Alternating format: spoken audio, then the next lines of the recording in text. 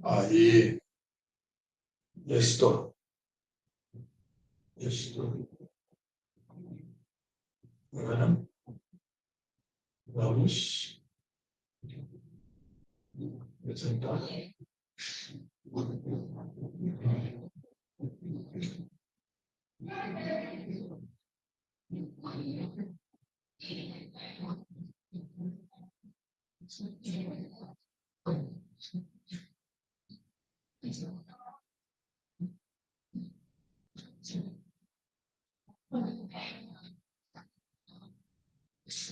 Gente, eu não consigo ver daqui. Vocês conseguem ver aí? Dá sim. Está dando para Sim. ver? Então, isso aí é para fazer uma discussão. Uma discussão bem rápida.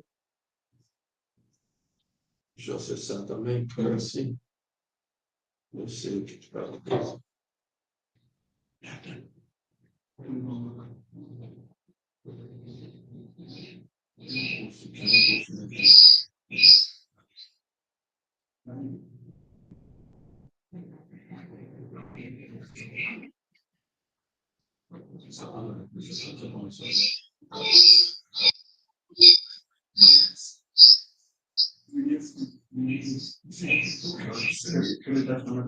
Ô, gente, vamos lá então. Bom dia. Bom dia.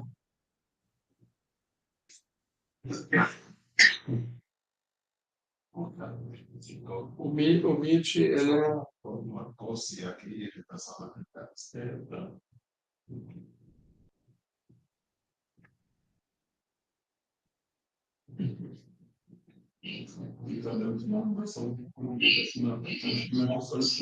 Gente, então vamos lá. Tá dando um minuto. É interferência. Agora melhorou? Já deu uma interferência, né? Eu vou desligar. É que aqui o Meet a gente abre a tela e a gente não sabe o que está acontecendo, mas vamos lá.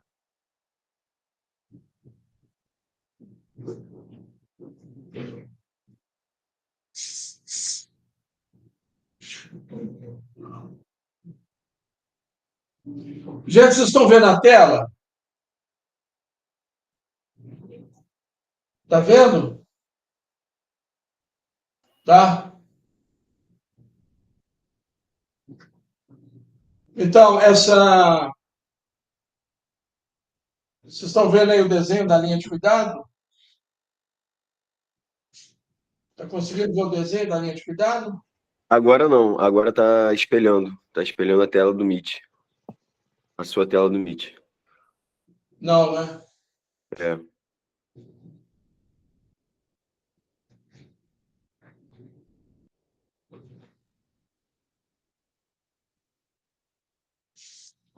Acho que eu vou compartilhar novamente. Só um minuto.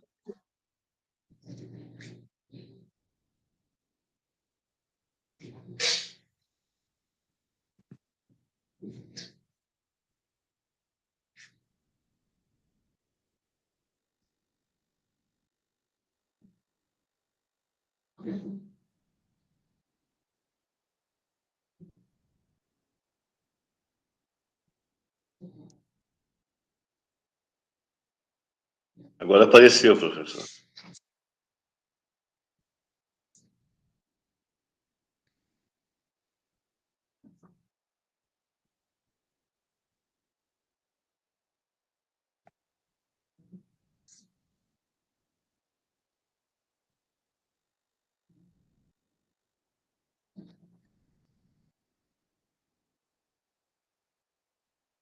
Gente, me fala se está compartilhado para vocês uma tela com desenho de um fluxo de linha do cuidado. Está compartilhado? Ah, sim, professor. Ah, tá sim.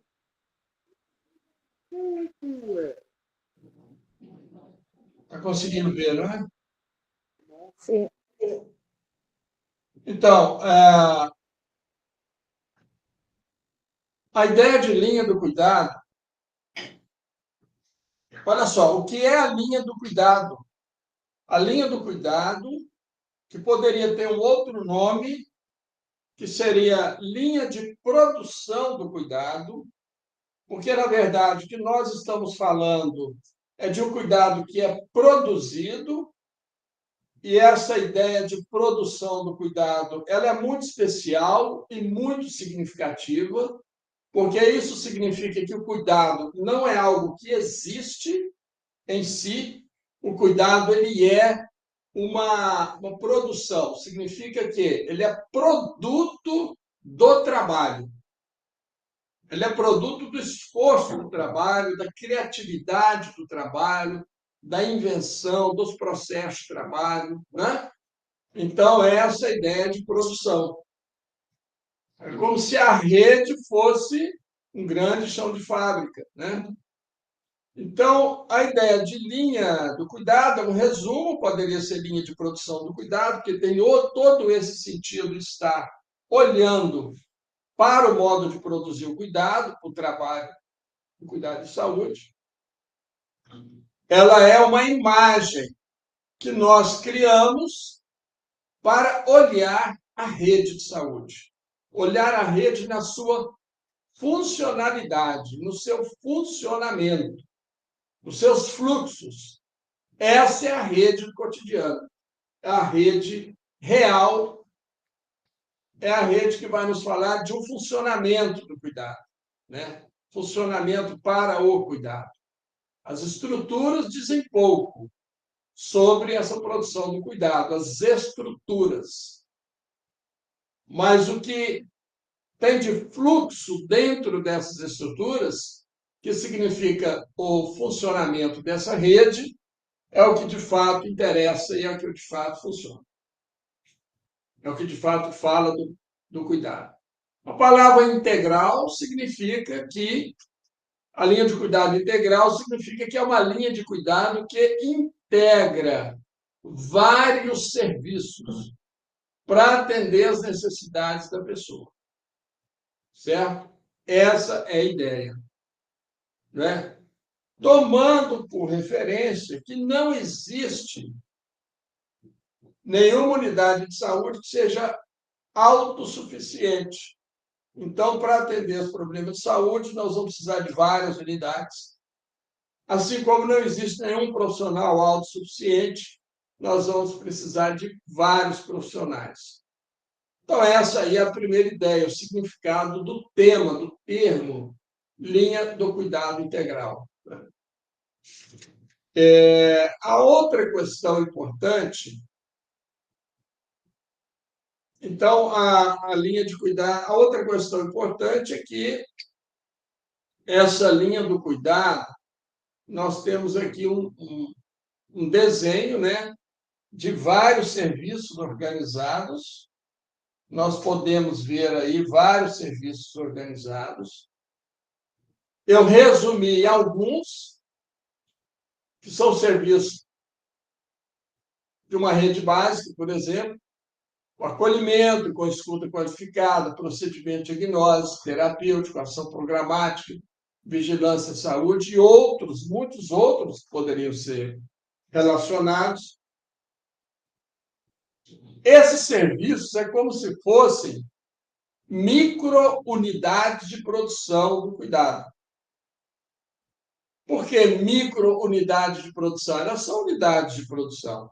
Tem um trabalho executado em cada lugar desse, e é a partir desse trabalho que se produz cuidado. O acolhimento, que é um dispositivo de escuta qualificada, é uma recepção qualificada aos usuários. Nós já vimos acolhimento na nossa aula, né? Procedimentos de diagnóstico, terapia, tudo isso são micro-unidades, onde tem ali pessoas, tem um trabalho sendo executado para produzir cuidado. Então, Então, o que nós vamos entender, em primeiro lugar, o conceito de quem é o usuário. O usuário é um sujeito portador de necessidades. Então, quando o usuário chega no serviço de saúde, importante perceber que o que chega não pode ser considerado apenas um corpo com alguma desfuncionalidade ou um corpo fragilizado apenas, que chega junto com esse corpo uma história de vida, relações de família, relações comunitárias, relações do trabalho, que muitas vezes são estressantes para o seu cotidiano, uma história, um modo de vida numa comunidade, cultura, crenças, expectativas, desejos, frustrações, ou seja, o que chega não é só um corpo com uma disfunção ou uma lesão. É essa complexidade inteira. O corpo carrega essa complexidade inteira. Então, o campo de necessidades, ele é um campo de necessidades amplo, que diz respeito à existência da pessoa, e não só uma necessidade clinicamente qualificada ou definida. Então, o usuário ele é esse portador de necessidades. Quando esse usuário chega, é feito, portanto, sobre ele uma determinada avaliação e a definição do certo risco, né, que esse usuário tem.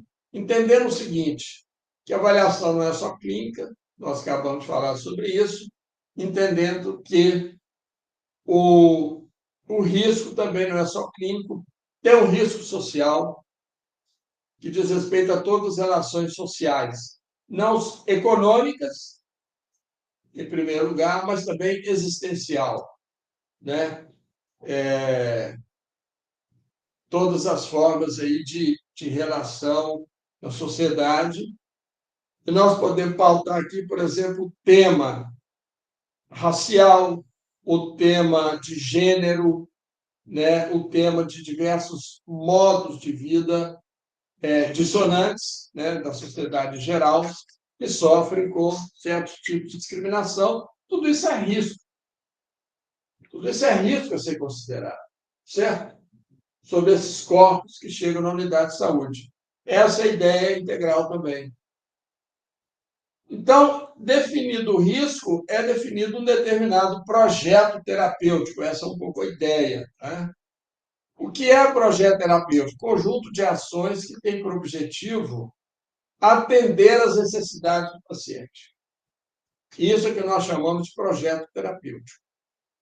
Então, o projeto terapêutico, eu diria que o projeto terapêutico, ele é o orientador de uma determinada linha do cuidado.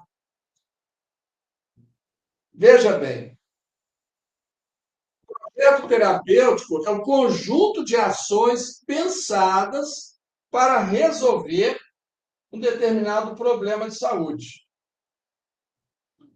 Se o projeto terapêutico é um conjunto de ações pensadas para resolver um determinado problema de saúde, então ele vai orientar o percurso do usuário nessa rede de saúde. Correto? Ou seja, ele vai orientar a linha de cuidado daquele usuário. Supondo que chega alguém com um problema qualquer, uma insuficiência cardíaca, ou chega alguém com um problema, transtorno de saúde mental, a avaliação é feita, projeto terapêutico definido, vai orientar o fluxo desse usuário na rede, por onde ele vai andar para atender às suas necessidades. Muito bem. Agora, o que dispara a linha de cuidado? Eu já escrevi sobre isso e que eu disse o seguinte: o que dispara a linha do cuidado é o trabalhador de saúde, certo? O trabalhador que está ali na frente para cuidar daquele usuário. Mas tem uma outra questão aí. Eu disse isso um pouco mais preciso. Eu disse que o que dispara a linha de cuidado é o desejo do trabalhador ou da trabalhadora. Quando eu entro com a categoria desejo, eu estou falando, estou acrescentando algo aí nesse trabalhador para dizer que ele dispara essa linha de cuidado. Por quê? Eu posso disparar uma linha de cuidado de uma forma completamente burocrática, instrumentalizada, para me livrar daquele usuário. Claro, isso é uma forma de disparar uma linha de cuidado. Certamente uma linha de cuidado que não vai cuidar, né? Ou eu posso disparar uma linha de cuidado pensando todas as formas de como que aquele cuidado será assegurado àquele usuário. Me envolvendo, me comprometendo, o trabalhador se comprometendo, se envolvendo. E isso, esse compromisso, esse envolvimento, que nós chamamos de implicação com o problema de saúde do usuário. Então, nesse caso, é o desejo que está funcionando no trabalhador.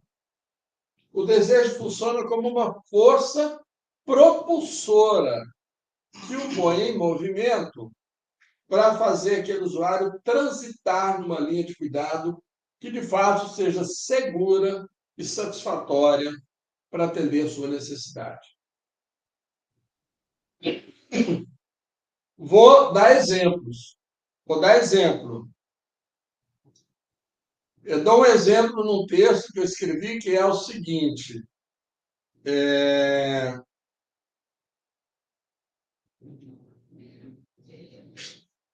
Acontece muito em emergências. Acontece muito em serviço de emergência, que chega alguém com grande emergência e essa pessoa não consegue, o trabalhador que está ali, o profissional, o médico, o enfermeiro, não consegue uma retaguarda hospitalar para fazer a remoção de uma pessoa que chega muito grave numa unidade de urgência, mas que não é uma unidade de alta complexidade. Uma unidade de pronto atendimento, como nós temos aqui no Brasil, ou mesmo uma unidade básica. Então, se não consegue uma retaguarda hospitalar pelo serviço de regulação, que regula esse acesso, o que esse profissional pode fazer? Ele pode assumir duas atitudes. Ele pode simplesmente dizer que é responsabilidade da regulação e deixar as coisas acontecerem ali como naturalmente, ou ele pode se esforçar para conseguir essa retaguarda hospitalar.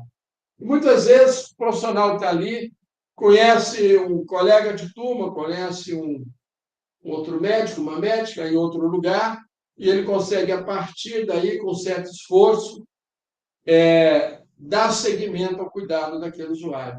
O que move esse profissional que faz ele gastar uma energia adicional no seu trabalho para fazer acontecer uma ação de cuidado que era necessária. É o desejo de que esse cuidado se realize.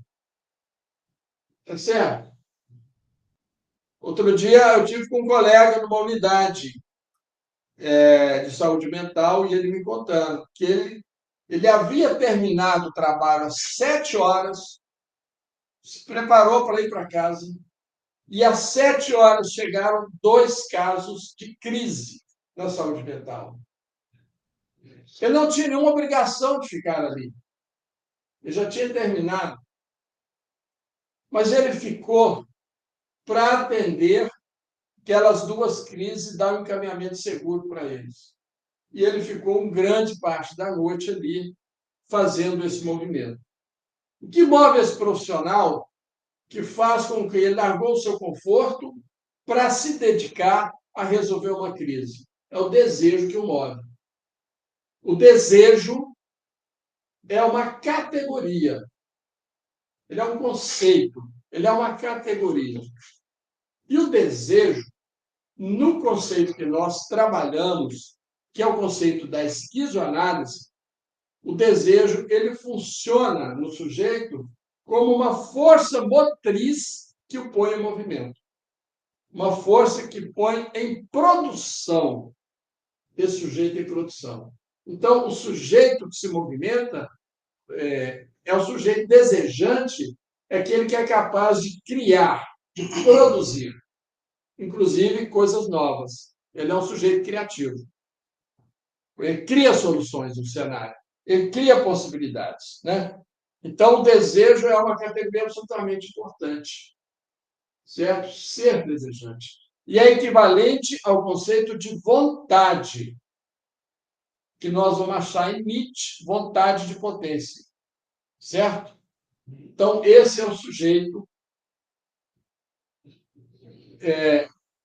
capaz de criar coisas novas, soluções novas, romper obstáculos. Então, eu digo sempre que o disparador da linha do cuidado é um trabalhador, uma trabalhadora mais desejante. Ou seja, porque ele deseja que esse cuidado se realize.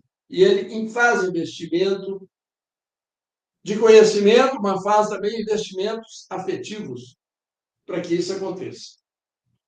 Né? O investimento afetivo, eu estou falando, portanto, desse sujeito da vontade, desse sujeito desejante, né? Que tem o desejo e a vontade operando no seu organismo, como força motriz, certo? Vocês só chegaram aqui para fazer um programa de cooperação, vencendo todos os obstáculos que tem, porque vocês foram sujeitos desejantes.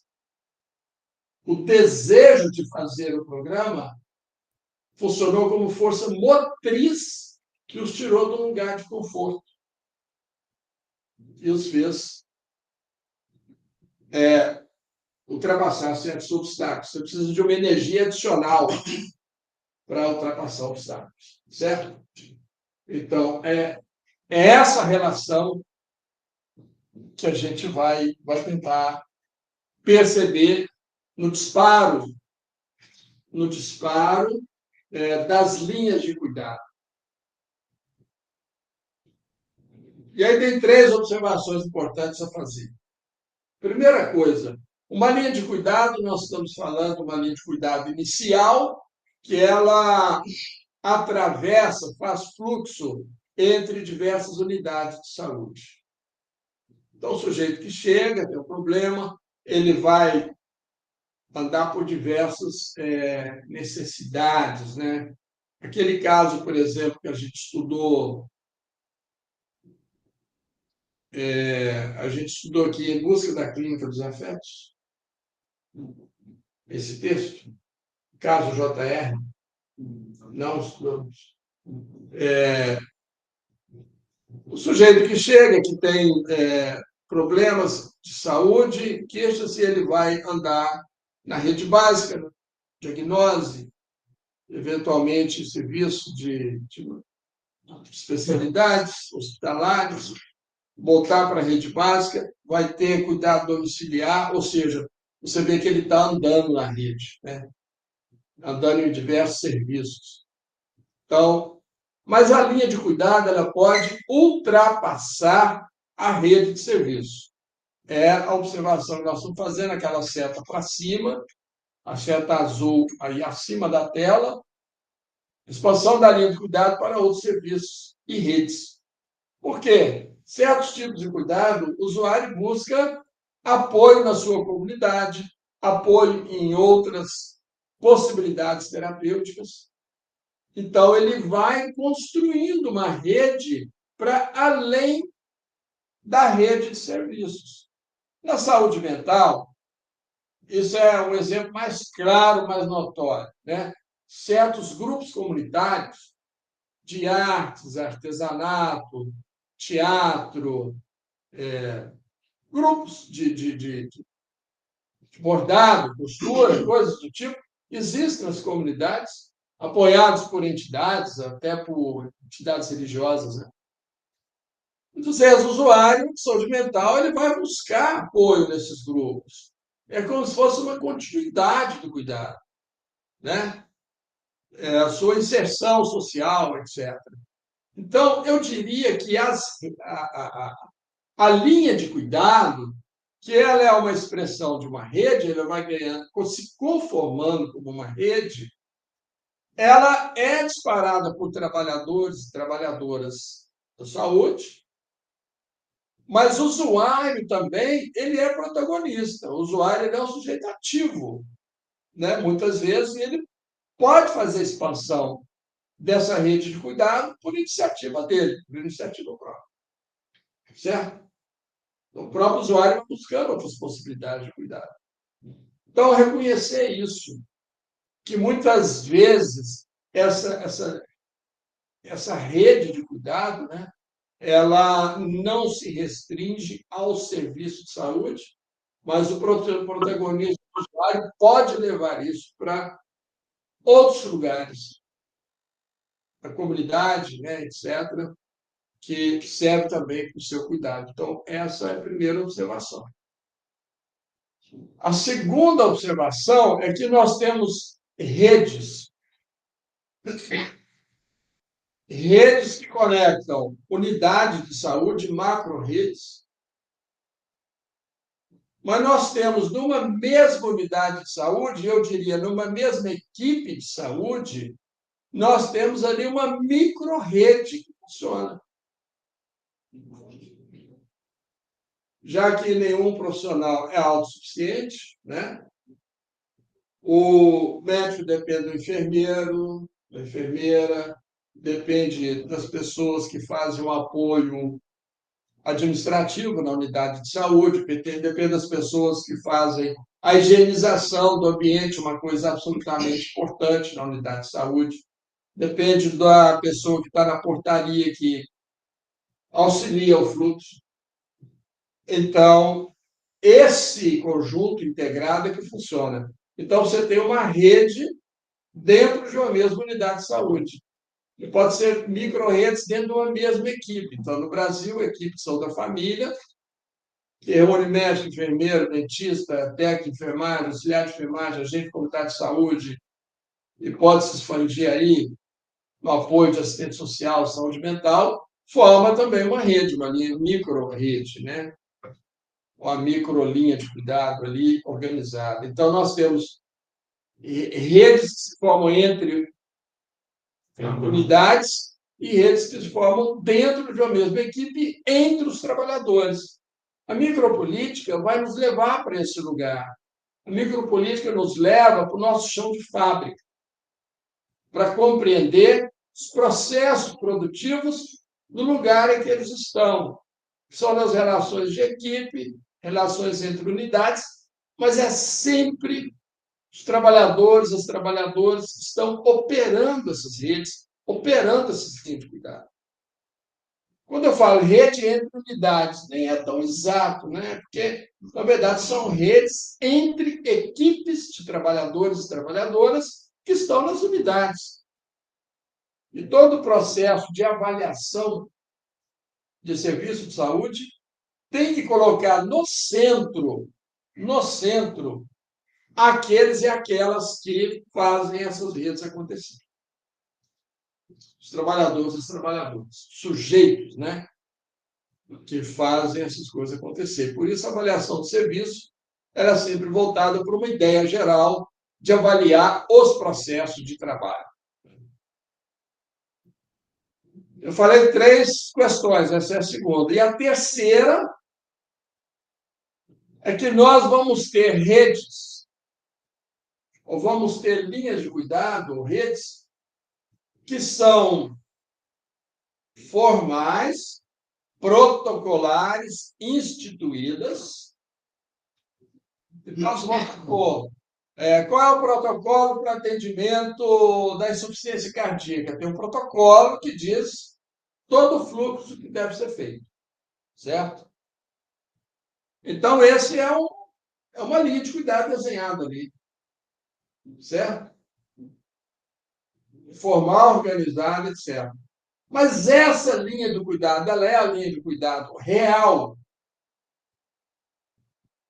Não sei. Mas ela é uma linha de cuidado ideal. Ela está idealizada no protocolo, idealizada institucionalmente. Mas a linha de cuidado real que deve ser analisada é aquela linha de cuidado a qual o usuário está transitando nela. Então, quando o usuário está percorrendo serviços de saúde para atender às suas necessidades, e ali o trabalhador ou a trabalhadora operando essas linhas de cuidado, dando esse fluxo ao usuário, ele vai encontrar muitas vezes certos problemas e dificuldades. No tempo de espera, de exame, de diagnose, de cirurgia, que no câncer isso é, por exemplo, algo crítico, gravíssimo. Ele vai encontrar muitas vezes falta de certos insumos, questões que são do cotidiano, do funcionamento do serviço que nós conhecemos bem. Então, pode encontrar tensões dentro da equipe, ou seja, profissionais que não se entendem muito bem, isso acontece. Pode encontrar diferenças, divergências na equipe, pode encontrar tensões na relação entre as unidades de saúde. Então, tudo isso pode conformar uma linha de cuidado real que não seja igual à linha de cuidado ideal protocolar. Certo? E se você vai avaliar uma rede de saúde, qual é a avaliação que você vai pegar? De onde você vai pegar dados e informações para avaliar uma rede de saúde? Vou dizer para você, David, quero que você analise a linha do cuidado de um paciente de insuficiência cardíaca na rede de saúde de Niterói. Onde você vai buscar as informações? No protocolo ou dentro da rede? Nos usuários. Nos usuários. Por quê? Quem tem condições de avaliar uma rede de saúde é quem usa essa rede. Isso é fundamental. Quem tem condições de avaliar é quem usa a rede. Certo? Então, é seguindo o usuário numa rede de saúde que nós vamos ter a possibilidade de perceber essa rede de saúde real, como ela funciona, como ela responde às necessidades desse usuário, como ela é satisfatória ou não, os pontos de conflito, de tensões, de recursos que faltam e que muitas vezes vão criar rupturas nessa rede, que muitas vezes vão fragmentar essa rede. Então, nós temos uma rede, uma linha de cuidado ideal, protocolar instituída, certo? E nós temos a rede de cuidado, a linha de cuidado real, que é a que funciona todos os dias no percurso desse usuário. Está claro? Está claro, gente? O pessoal está na tela. Então, para você fazer uma avaliação do serviço de saúde, de uma rede de serviço de saúde, você vai pegar, para fazer essa avaliação, você vai tomar dados de um usuário que usou ou que usa essa rede. É o estudo de um usuário andando na linha do cuidado de uma rede que vai mostrar para nós como essa rede funciona, qual a sua capacidade de resposta aos problemas de saúde. Está claro? Isso se chama analisador. O usuário é um analisador da rede de saúde. O analisador é um conceito da análise institucional. René Lorrault, filósofo francês, trabalhou bastante esse conceito. Então, o analisador é algo que revela o funcionamento de uma organização. Esse é o conceito de analisador. O analisador pode ser um analisador natural, um acontecimento, algo que acontece e que analisa, serve para analisar uma determinada situação. Por exemplo, vou dar um mega exemplo assim, de um mega fato, né? Pandemia de Covid-19 foi um analisador dos sistemas de saúde globais, porque revelou capacidade ou não de resposta desse serviço de saúde global a uma situação emergencial nos diversos países. Então, é um acontecimento natural. O analisador é algo que você constrói para revelar o serviço de saúde. Nesse caso, o usuário, que é uma de escolha para fazer uma avaliação de serviço, é um analisador nosso, seria um analisador nosso para analisar esse serviço de saúde. Ou seja, ele vai demonstrar, dar visibilidade no funcionamento de uma organização, no caso, uma rede de saúde, uma linha de cuidado na rede de saúde. Então, na verdade, você vai analisar a linha de cuidado tomando o usuário, né, pegando o usuário para estudo e o percurso que ele faz nessa linha de cuidado. Aí ele vai demonstrar essa linha de cuidado real. Você pode, estiver analisando a linha de cuidado, comparar a linha de cuidado real com a linha de cuidado ideal, constituída nos protocolos, instituída, né?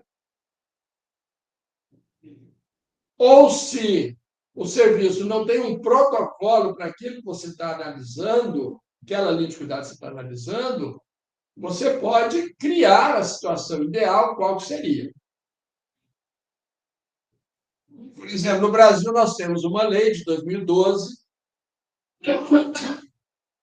que obriga a que toda pessoa diagnosticada com câncer tem que entrar em tratamento no máximo 60 dias depois do diagnóstico. Vou tomar isso como referência uma situação. O ideal é entrar imediatamente, né, gente? Vamos tomar isso como uma situação tolerável, entrar em 60 dias. Você tem referências, você tem algumas referências. Você pode imaginar o que é a linha de cuidado ideal, ver a linha de cuidado real. Então, a linha de cuidado real é essa que o usuário vai nos dando, com os dados que ele vai mostrando para nós. E ele vai mostrar fissuras, corrupturas, né? Essa linha de cuidado vai mostrar várias coisas, se ela funciona adequadamente ou não. Se ela é uma linha fraturada ou se é uma linha que dá ao usuário um percurso tranquilo e seguro em todos os serviços e equipes que ele precisa para atender as suas necessidades.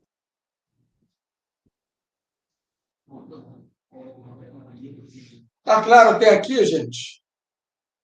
Eu tenho uma pequena dúvida. Sobre o, Fala alto para o pessoal pegar. Fala sobre aí. o analisador. Na verdade, nós já Você falamos. está ouvindo o David? Ou não? Sim. Está ouvindo. Fala alto. Na verdade, nós falamos um pouquinho sobre o analisador com a doutora Ana já, Sim, na exato. análise institucional. Exato.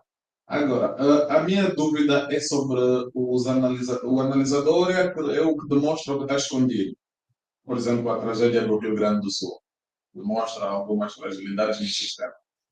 Eu gostaria de exemplos práticos de analisadores artificiais. Quando é que um analisador é artificial? Ok.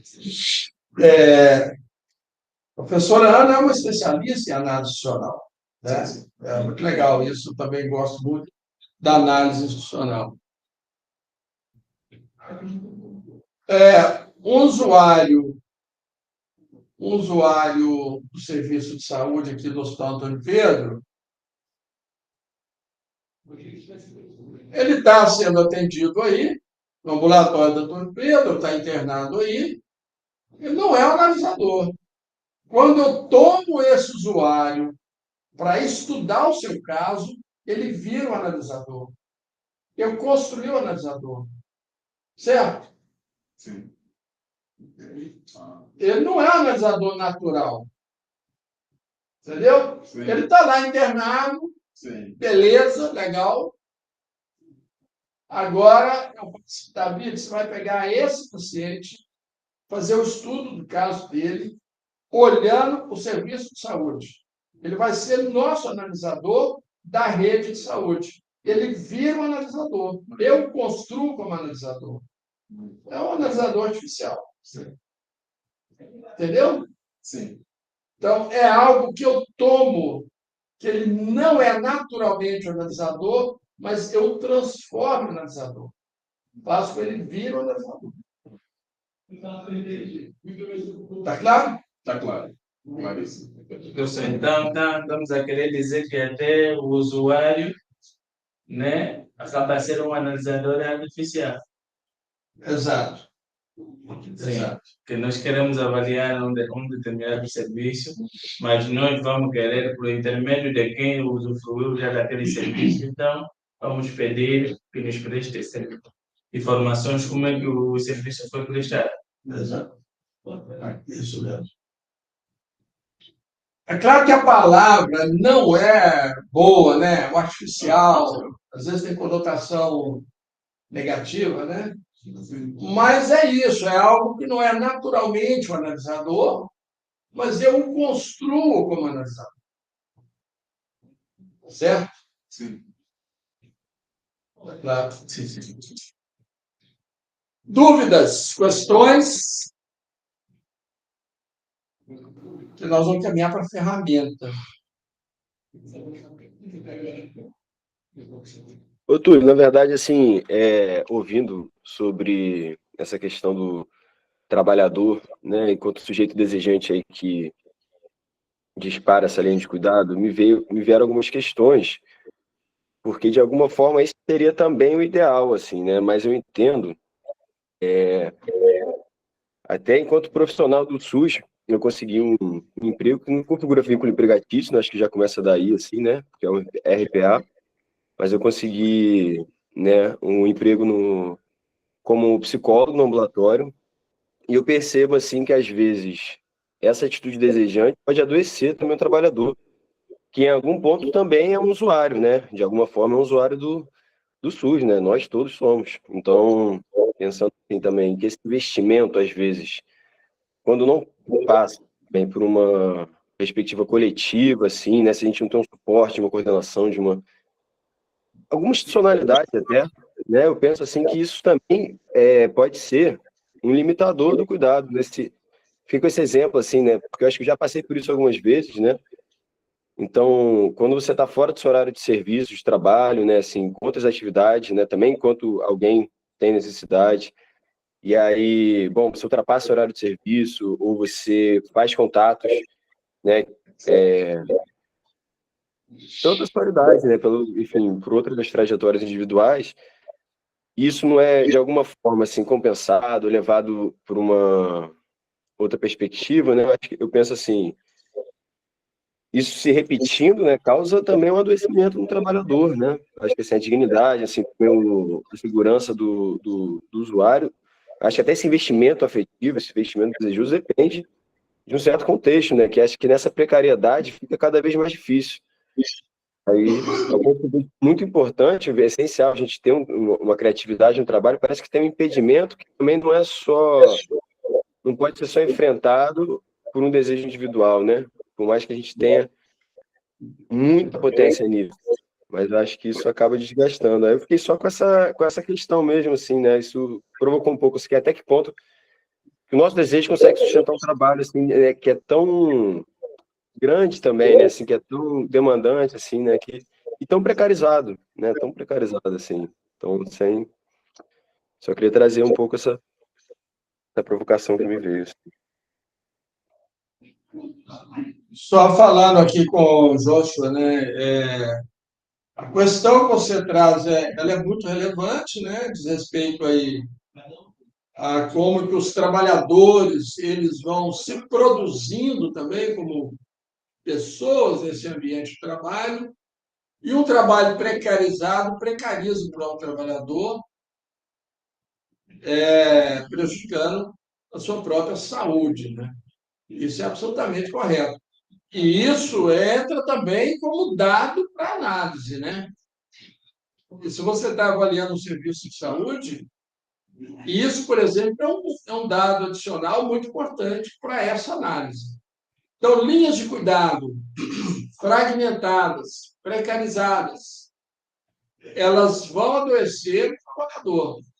Ela prejudica o próprio usuário, mas também são fontes de adoecimento do trabalhador, né? Sofrimento psicossocial. Com toda a razão. Isabelle. O que o Joshua falou me Fala lembrou mais de alto um pouquinho. o que o Joshua falou, ele me lembrou de uma questão, porque essas linhas de cuidado que são criadas, né, que são mais informais, criadas pelos próprios usuários, elas são ideais para mim em determinado ponto, porque, enfim, elas auxiliam nessa andar, né, enfim, no atendimento deles no próprio hospital, e aí sim a gente acaba criando isso no dia a dia profissional.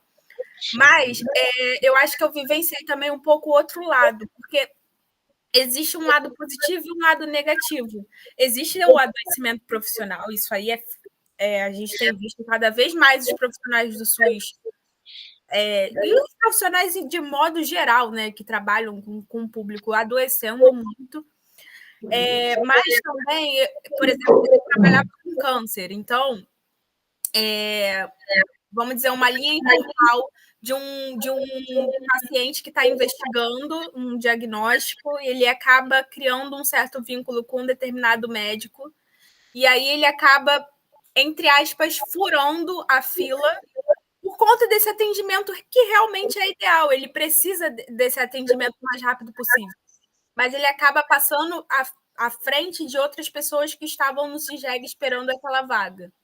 Então, até que ponto essa informalidade ela é boa e é ruim? Porque ela é boa para quem vai conseguir a vaga, para quem vai conseguir o atendimento ideal, que é imediato, por conta do vínculo que ela criou com o informal, com aquele médico, com aquela equipe, enfim.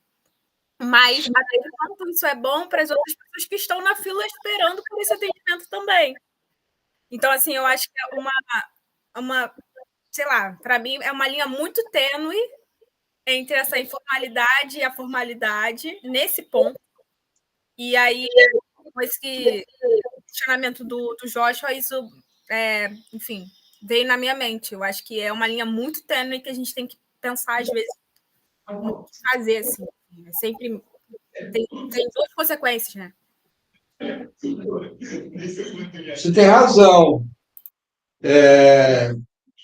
Agora, quando a gente está fazendo uma avaliação, uma análise do serviço, Nós não devemos entrar em juízo de valor para você conseguir ter uma análise de todos os fatores que desenvolvem aquele fenômeno, né? Então, você vê, alguém que está na emergência, acontece todos os dias, está com infarto agudo de miocárdio, uma pessoa com infarto na frente dela, não conseguiu retaguarda hospitalar. É muito difícil fazer qualquer juízo de valor se esse médico ou enfermeira conseguiu remover essa pessoa e salvá-la. A questão, quando nós fazemos uma análise de serviço, uma análise, uma avaliação, o importante nessa avaliação é isso que eu estou te dizendo, quer dizer, nós precisamos entender quais são os fatores, o encadeamento de fatores que levou àquela situação, compreendê-lo, né, na sua totalidade, formar um entendimento daquele problema. E não entrar em juízo de valor, porque se eu for entrar em juízo de valor, eu vou culpabilizar alguém, né? E ao culpabilizar alguém, eu vou transformar outros em vítima. Então, isso me tira do lugar de entender aquela situação, né? de analisar aquela situação. Então, eu estou falando assim, um ponto de vista da análise que deve ser feita sobre um determinado serviço, determinada situação. Esse foi um dos exemplos, né, que ocorre. A mesma coisa tem similaridade, como o José falou. Quer dizer, após o trabalho, a pessoa vai se desdobrar ainda para conseguir atender uma crise. Então, é um grande prejuízo para o trabalhador, evidentemente, e pode prejudicar a sua saúde, inclusive mental, né? Agora, vamos entender quais são os elementos que levaram a isso. Essa é que é a questão, esse que é meu ponto, né? Formar entendimento sobre o fenômeno, para, inclusive, atuar sobre ele, né? Essa é um pouco a ideia. Mas você tem razão, quer dizer, o ideal é que tudo funcione idealmente, né? E isso não seja necessário, mas a vida real não é assim. Então, nós temos que analisar para entender, né?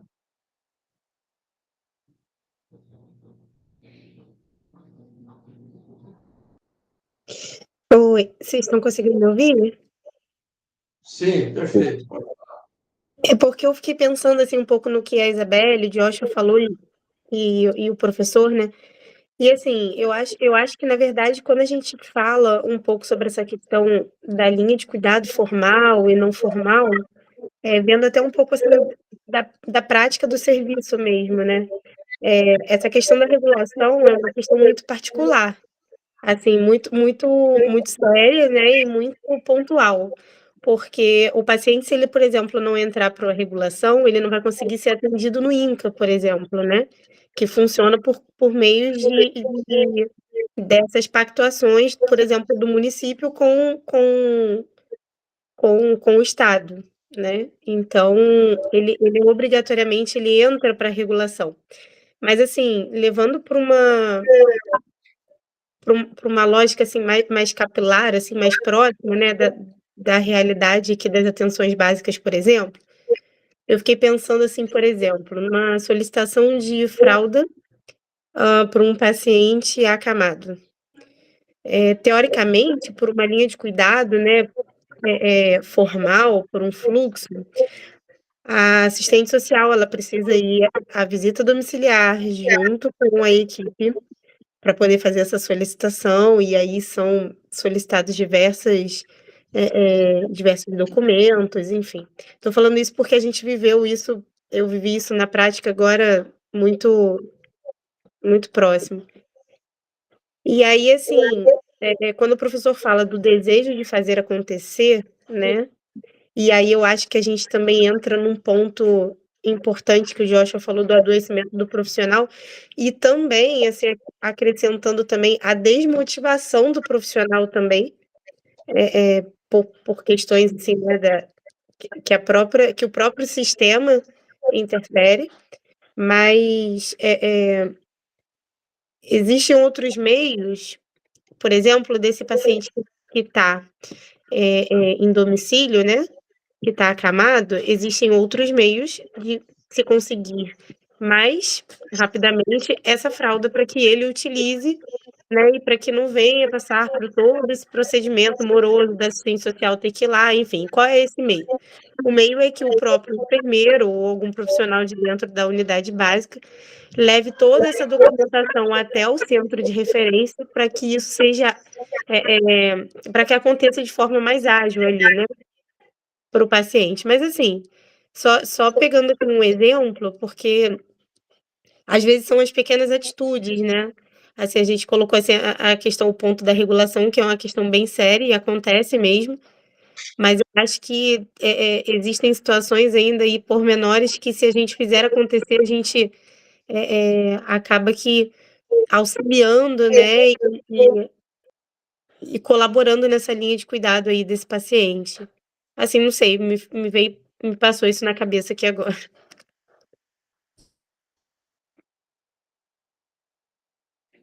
É isso mesmo. É isso mesmo. Sobre esse ponto, alguma questão mais, gente?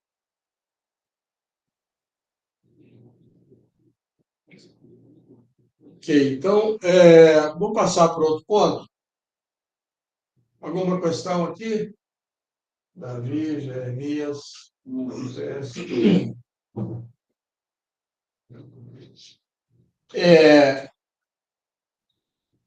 Então, nós vamos discutir agora, rapidamente, o fluxograma analisador. O fluxograma é uma ferramenta que nos ajuda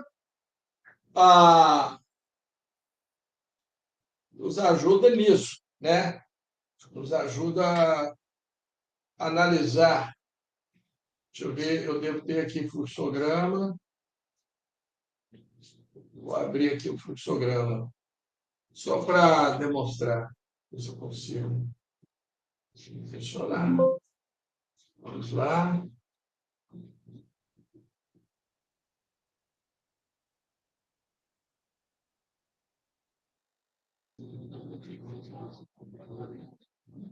Apresentações. Aqui a análise sobre a filosofia da comunicação, grama do escritor em espanhol. Aqui. Lá. Programa. Aqui.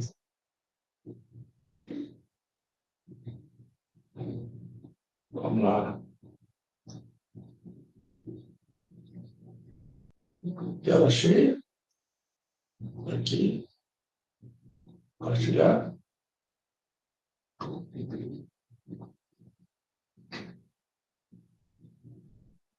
Gente, está aparecendo o fluxograma? Vocês me falam que eu não consigo ver ninguém. Está aparecendo? Sim. Está aparecendo, professor. Tá bom. Então, olha só. Vou fazer uma rápida revisão. Alguns, com certeza, já viram, mas o fluxograma ele é uma ferramenta que nós usamos para auxiliar nesse processo de análise de linha de cuidado. Então, prestem bastante atenção, vocês vão usar isso no trabalho que vocês vão fazer aqui no hospital. Estou falando com os colegas aqui de Angola, né? Que vão fazer uma análise de linhas de cuidado aqui no Hospital Antônio Pedro e vão, através do usuário, enxergar o hospital e enxergar toda a rede. Esse é o objetivo. O fluxograma, o que ele é? Representação gráfica do processo de trabalho, como está ali. Ó. É um instrumento que ajuda a revelar o processo de trabalho, portanto, ele não tem o fim em si mesmo. O objetivo em estudo é o processo de trabalho. Eu vou mostrar para vocês como que é feito o fluxograma, mas falando isso aí, quando eu falo, ele não tem um fim em si mesmo.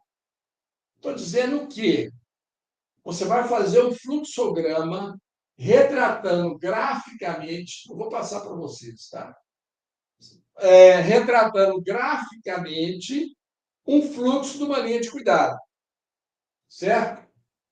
Então, é um instrumento que ele ajuda a pegar os dados da linha de cuidado. Quando eu digo que não tem um fim em si mesmo, porque você não faz o fluxograma para você, ao final, ter o fluxograma. Você faz o fluxograma para, ao final, você ter uma análise da linha de cuidado. O objetivo final, né? Cuidado, certo? O fluxograma te ajuda a revelar essa linha de cuidado. É uma ferramenta que ajuda a isso. Uma ferramenta de gestão do cuidado. Está claro? Sim. Os símbolos são aqueles ali, ó. São convencionados: elipse, losango, retângulo. Elipse, momentos de entrada; losango, momentos de decisão; retângulo, momentos de ação. Gente, o fluxograma ele é usado para quase tudo que é processo. Todos nós já vimos fluxograma e já lidamos com fluxograma. Quando você compra equipamento novo, você vai no manual, o manual vai te dar um fluxograma. Liga na tomada, acendeu a luz verde, próximo passo, liga o botão X. Acendeu a luz verde? Não, foi vermelha, então você vai fazer tal procedimento. É um fluxograma, é um passo a passo. Eu vou passar isso aqui para vocês. Você não precisa ficar. As funções do fluxograma: revelar o processo de trabalho, identificar nós críticos do processo de trabalho. O que é o nó crítico? É um problema estrutural, um problema central. A partir dele surgem vários problemas. Certo?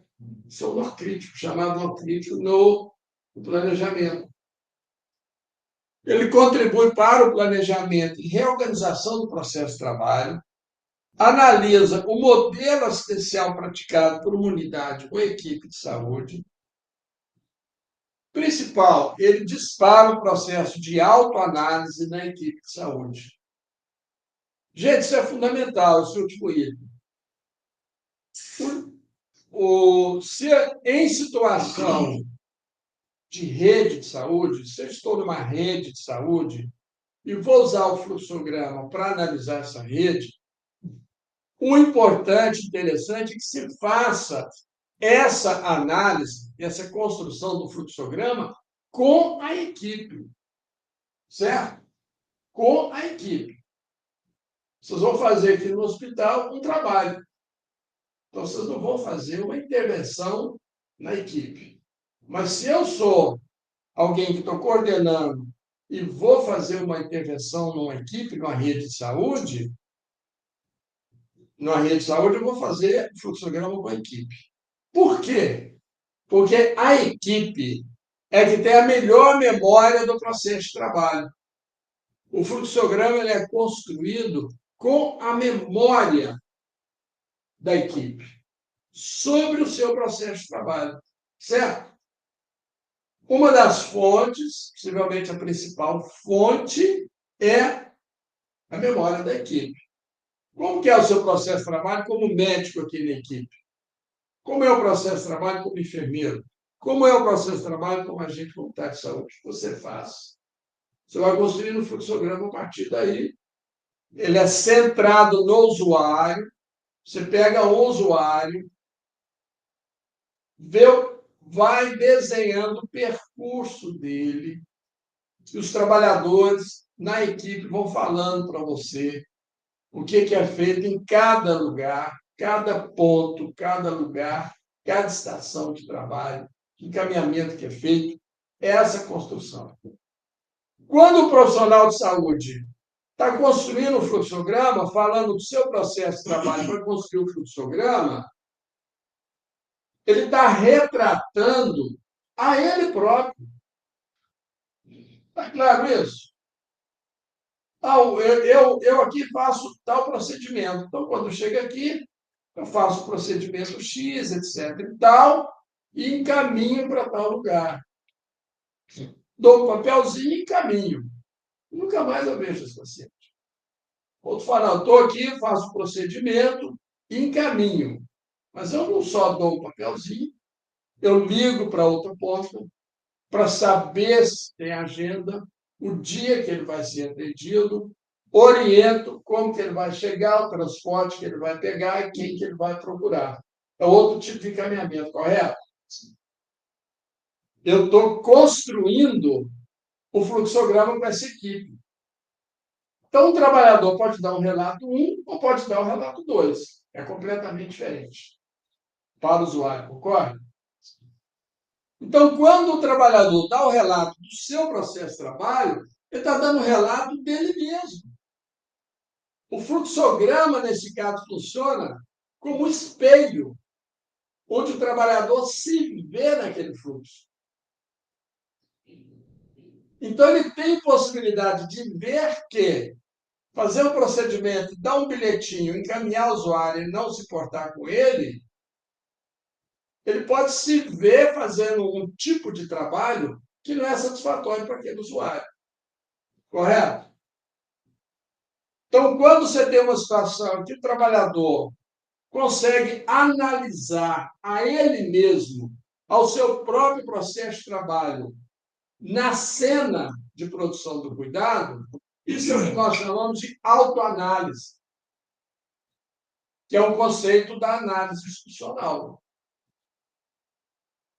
Ora, então aí eu tenho um outro funcionamento da ferramenta. O processo de autoanálise é um requisito para mudar o trabalhador. Esse sujeito só vai enxergar que o encaminhamento burocrático que ele dá ao usuário não é bom se ele próprio chegasse à conclusão de seus meios. E ele só vai mudar se ele próprio concluir que esse processo que ele faz não é bom. Ou seja, se nós queremos mudar o serviço de saúde para implantar acolhimento, por exemplo, eu tenho que ter ferramentas que produzam no trabalhador autoanálise, processo de autoanálise. Que é a forma que você tem de desconstruir uma prática e construir outra no lugar. Certo? Não adianta eu chegar na equipe e falar, pô, olha só, esse trabalho que você está fazendo aí, esse encaminhamento sumário, administrativo, burocrático, esse usuário vai ficar perdido, ele não vai conseguir fazer o exame. Ele vira para mim e fala assim, eu faço isso há 30 anos e funciona, quem é você, cara? Para. Entendeu? Mas se eu tenho uma ferramenta, não adianta simplesmente você falar, cara. Se eu tenho uma ferramenta e essa ferramenta faz ele se colocar o seu trabalho e construir uma crítica a partir dele mesmo, processo de autoanálise, aí sim, ele tem condições de desconstruir e construir um outro lugar. Então, o fluxograma funciona como esse espelho na frente da equipe do trabalhador. Quando ele fala do trabalho, do fluxo do usuário, ele está falando de si mesmo, está falando do seu processo de trabalho. Então, essa questão é absolutamente fundamental na forma como essa ferramenta pode funcionar. Certo? Processo de autoanálise e de análise. Análise também do contexto. Está claro, gente? Sim. Funcionamento da ferramenta num coletivo de trabalhadores. Quem pediu para falar? Alessia. Alessia, pode falar. É que eu não enxergo. Pode falar. Obrigada. Eu tenho uma pergunta exatamente para essa avaliação, né? Tendo esse foco no usuário, que vai nos revelar muito do funcionamento, né? E da resolutividade do serviço. Tem algum momento dentro não sei se paralelamente ao processo do fluxograma, depois que a gente vai aprofundar com o próprio usuário.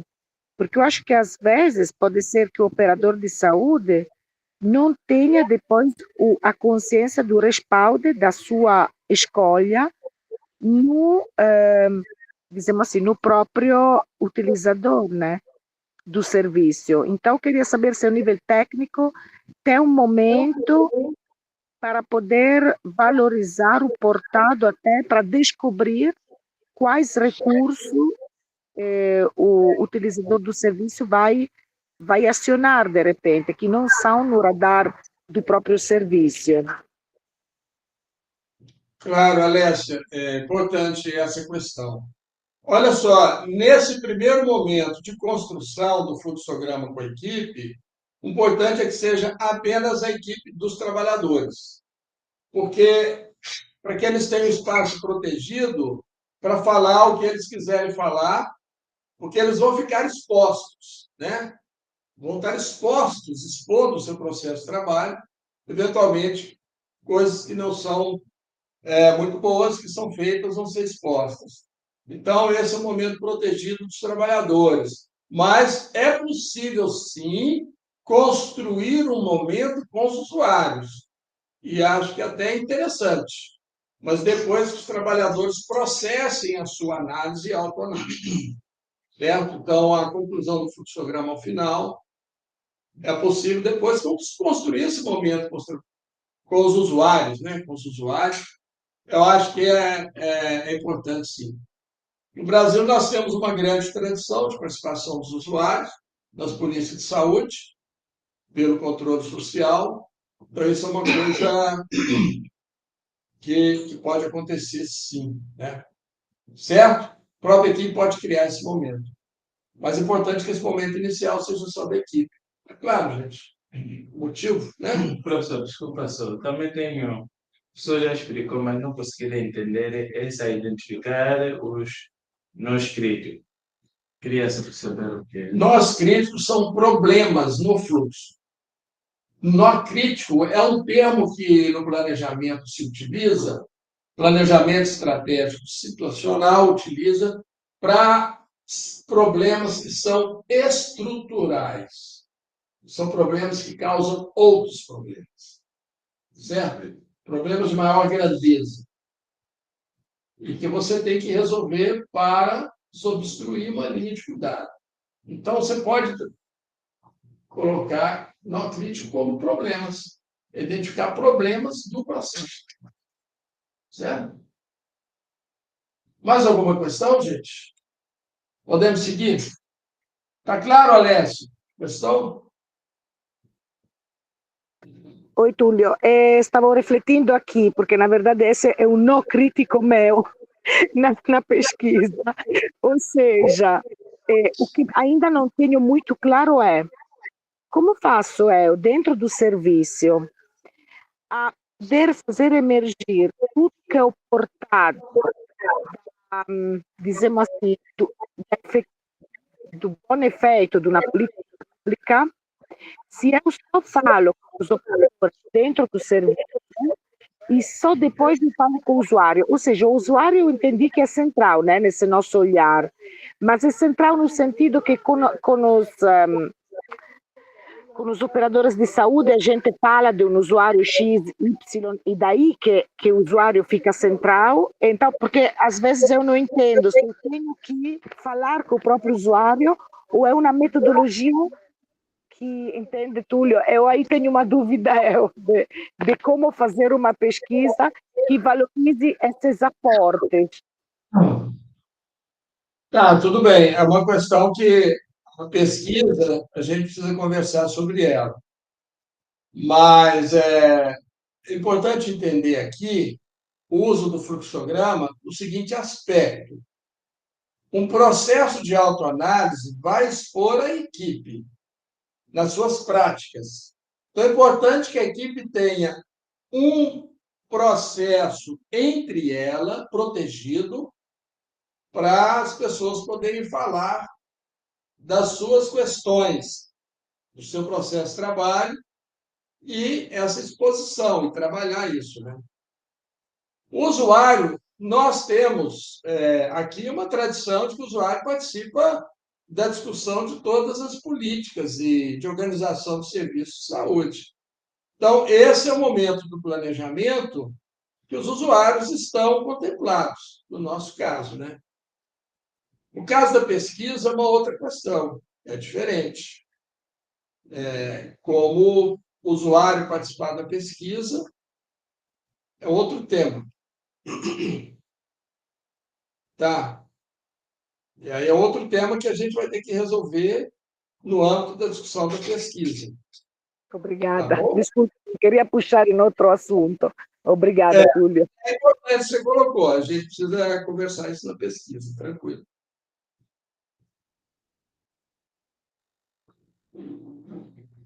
Bom, gente, a gente. Como é que você constrói o fluxograma? Aqui tem uma coisa bastante assim, passo a passo. Se for fazer isso com a equipe, né? A gente sempre faz isso mostrando aquilo que as pessoas estão falando. Então, a gente usa um quadro para desenhar, ou usa tarjetas que você vai escrevendo e colando num quadro, as tarjetas com as falas das pessoas sobre o fluxograma, você vai construindo um fluxograma. Eu vou mostrar depois. Pode desenhando no quadro. Importante que as pessoas vão visualizando, se eu estou numa equipe, a equipe vai visualizando aquilo que está sendo conversado. E o fluxograma ele é uma construção coletiva, uma construção da equipe. Certo?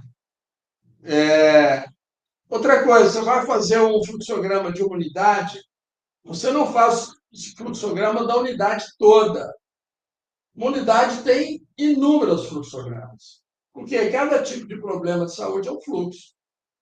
O fluxograma da urgência é um, do crônico é outro, da prevenção do câncer ginecológico é outro. Então, você define o elemento traçador. O elemento traçador, você define qual linha de cuidado você vai fazer o fluxograma. Qual é o perfil de usuário que você vai usar para fazer o fluxograma seguindo o fluxo dele. Vou pegar uma usuária com câncer de mama. Um caso de alta prevalência, né? É um caso complexo, grave, usuária com câncer de mama. Então, essa que nós chamamos de elemento traçador. Você vai estudar a linha de cuidado, tomando uma usuária que tem um câncer de mama e está frequentando o serviço de saúde para resolver isso. Certo? Eu fiz o fluxograma de uma unidade de saúde, uma unidade, eu peguei a clínica médica, uma unidade básica. Então, você escolhe um elemento, certo? Senão você não consegue terminar. É sempre centrado no usuário, direcionar perguntas sobre o trabalho da equipe, estimulando com que os próprios trabalhadores falem sobre o seu processo de trabalho. Registrar cada detalhe que considere importante. Então, esse é o fluxograma. Às vezes, você precisa de uma ou duas sessões para fazer o fluxograma, se está numa equipe. Eventualmente, você pode entrevistar certos trabalhadores se ficou dúvida no fluxograma. Então, são todos elementos de construção, dados que você vai ter. A aula do Emerson é uma aula excelente, professor Emerson Henrique. Ele é quem formulou essa ideia do fluxograma para análise de serviço de saúde, processo de trabalho. Temos na tela apostila que o professor nos deu. Eu mandei o vídeo.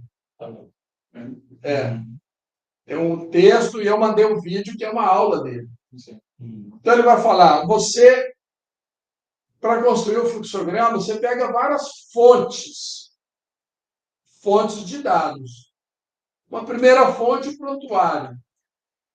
Prontuário médico, prontuário de enfermagem, que é uma fonte precária, mas tem dados ali.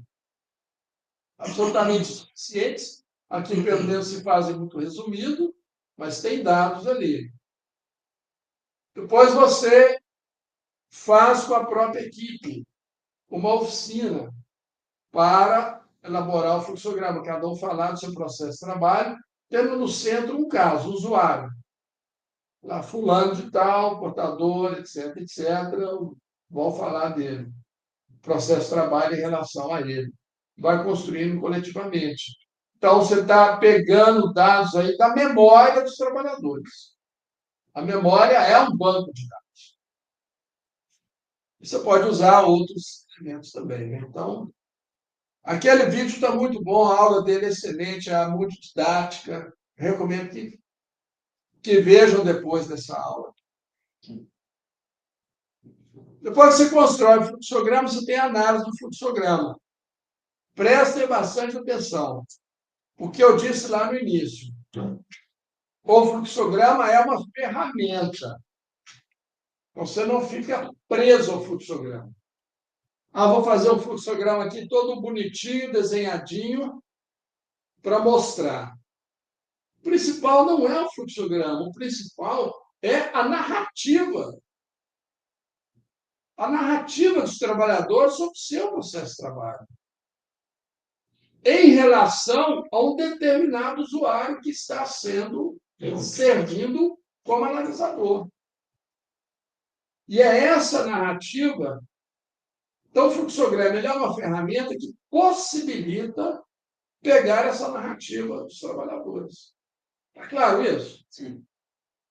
O fluxograma é a ferramenta que possibilita. Então, como toda ferramenta, é uma tecnologia dura. Lembra que a gente estudou as tecnologias? Sim. Então, ao aplicá-la, você não pode abrir mão do seu jeito, do seu protagonismo, da relação com os trabalhadores e trabalhadoras, para obter essa narrativa. Então, ele é um meio para isso, né? E a análise requer um conhecimento teórico de processo de trabalho, evidentemente. Se você vai analisar depois a narrativa, você vai usar o conhecimento que você tem de processo de trabalho, as vivências, conhecimento não só teórico, mas de experiências de vida, de trabalho, para analisar, certo? Aqui, gente, um exemplo. Tá? Aqui é o fluxograma de uma unidade básica. Isso aqui foi feito há muitos anos, lá nos anos 1990 e tantos. É uma unidade básica bastante tradicional na época. Ela tinha médico, enfermagem e outros serviços de enfermagem, serviços de enfermagem. E tinha. Então, você vê que a gente vai desenhando, né? A gente vai desenhando.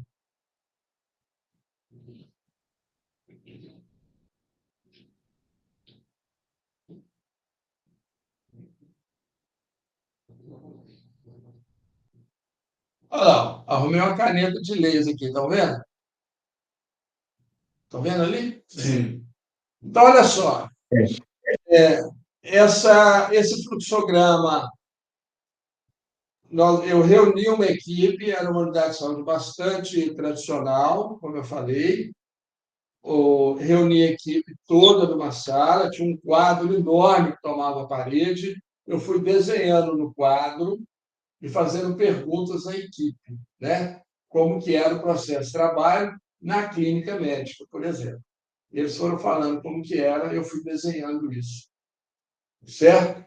Isso foi um dia inteiro, uma sessão que durou um dia todo. E quando saímos para o almoço, trancamos a sala, deixamos que tinha aqueles quadros com giz, alguém podia chegar e apagar a memória de 4 horas de oficina.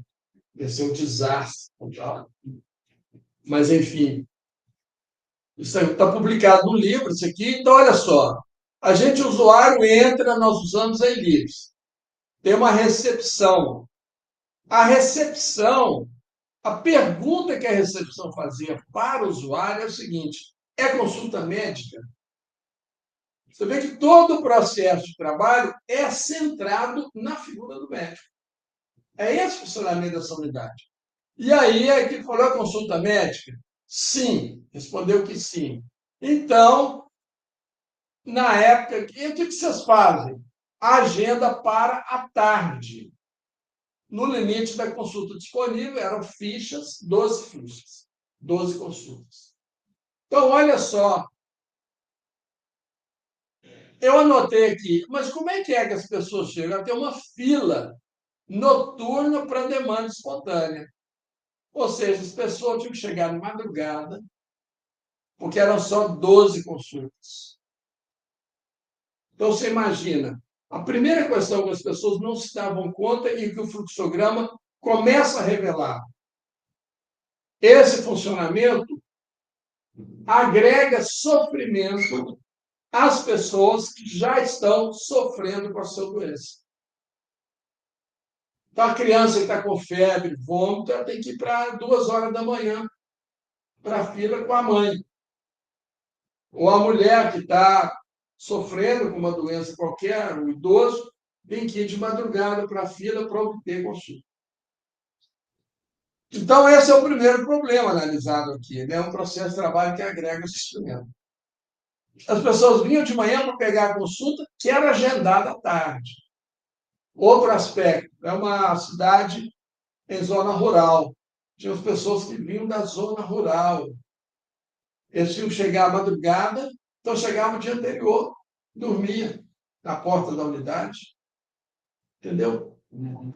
E a consulta seria só à tarde, para conforto dos trabalhadores. O médico, por exemplo. Então, formava uma segunda fila no período da tarde, que vinha para a recepção. E na recepção tinha. A primeira pergunta é: está agendado? Sim, se tiver agendado, entra no fluxo para consulta.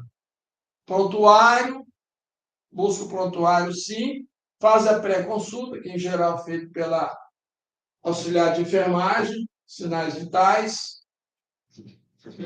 Pré-consulta, o médico está disponível, sim, faz a consulta médica, consulta realizada, sim, e caminha para a recepção, muitas vezes a agenda de exames e tal. Mas se é não, está agendado, não. Tem encaminhamento? O encaminhamento geralmente era de um político, uma personalidade, esse tipo de coisa. Certo? Sim, também fiz. Lá é igual, né? Sim. Agora. E aí, tem encaminhamento, sim, prefeito, vereador, não sei o quê, e esse aqui entrava no fluxo para consulta médica. Se não tem encaminhamento, perguntava se tinha sobrado vaga, daquelas 12 fichas, tinha sobrado vaga. Se sim, põe na vaga, entra para o fluxo da consulta. Se não, ele passava por uma avaliação da enfermagem para verificar se o usuário estava debilitado. Se estivesse debilitado, se sim, tenta um encaixe ou encaminha para o pronto-socorro, uma unidade de urgência. Se não, ele vai ter retornado na madrugada do dia seguinte para a fila, entendeu?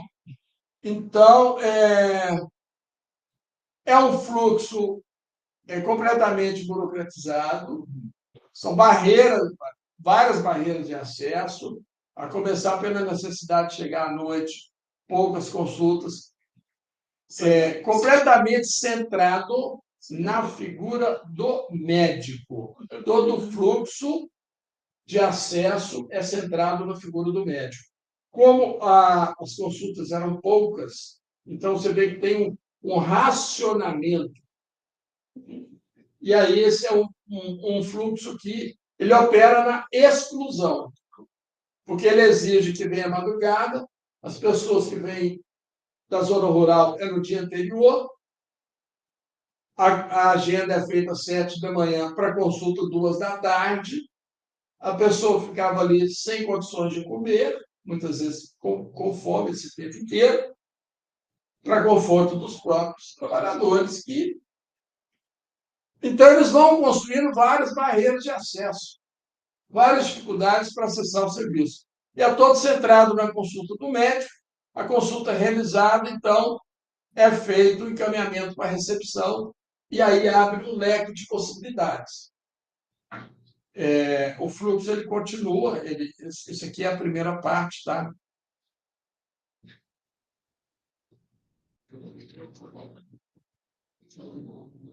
Então, esse fluxograma está publicado, ele tem 3 partes. Essa é a primeira parte, apenas da entrada, para servir de exemplo. Mas tem outra parte, que é o encaminhamento da recepção. O médico, ele é o centro, ele ordena o serviço após, ele ordena os outros processos de trabalho, então ele comanda o processo de trabalho da enfermagem, do agendamento especialista, do retorno, ele comanda todo o processo. E aí tem outras 3 partes, depois eu posso passar o texto para vocês. Então, isso aqui é o tipo de processo de trabalho médico-centrado, como nós discutimos no acolhimento. Lembra? Sim. A aula anterior nós discutimos acolhimento. O acolhimento ele quebra essa lógica, ele demole essa lógica. O acolhimento significa que a recepção, o lugar de escuta do usuário, a recepção, tem que ser um lugar mais qualificado, os mais qualificados da unidade. Então, não pode ser o funcionário burocrático que vê se tem agenda ou não. E nem pode ser o porteiro. Tem que ser profissionais assistenciais. Por isso, o acolhimento ele entra aqui, ó. A recepção perde a função de decisão e ela apenas faz fluxo para o acolhimento que está aqui, ó. E o acolhimento é que vai definir o acesso. E esse acesso pode ser programas de controle de idosos, de crônico, pode ser enfermagem, pode ser farmácia, pode ser médico, pode ser assistência social. O acolhimento é que ordena o fluxo. E não mais o médico ordena o fluxo. Está claro? Sim. Ficou claro. A gente discutiu e aqui você está vendo, né, como é que seria aplicado isso. Então, depois eu passo esse texto aí para vocês, que tem o fluxograma todo para vocês verem. Mas é um exemplo, tá? Se não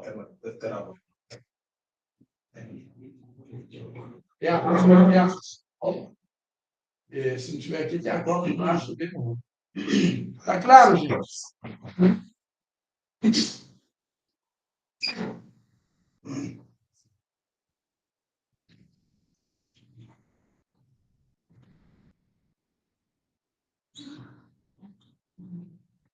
Pessoal, ficou claro o fluxograma, o uso da ferramenta, a sua utilidade? Tudo bem? Davi? Está tudo bem. Hortêncio? Jeremias? Muito bem. Vocês, então, o trabalho de vocês é isso aqui. É o que nós discutimos hoje, mas você acumulou de acolhimento, você acumulou outras coisas. Sim. Então, gente, o fluxograma é isso, é uma ferramenta que possibilita descrever o processo de trabalho numa linha de cuidado ou numa rede e analisar esse processo de trabalho. Eu insisto muito, como a gente fez a discussão das tecnologias de trabalho em saúde, as tecnologias, o fluxograma é uma ferramenta. É uma tecnologia dura, uma ferramenta estruturada. Nós vamos utilizar para fazer essa análise. Então, não fiquem presos ao fluxograma. Ele é utilizado para obter a narrativa do processo de trabalho. Ele ajuda a visualizar, porque ele é um esquema gráfico que retrata esse processo de trabalho, tá? Mas ele serve muito para analisar o serviço de saúde, analisar as linhas de cuidado, analisar fluxo, para organizar serviço, né? Você vai organizar o serviço, vai fazer o protocolo de fluxo, ele serve também. Tá bom? Tá claro, gente? Dúvidas? Não? Tudo bem? Bom,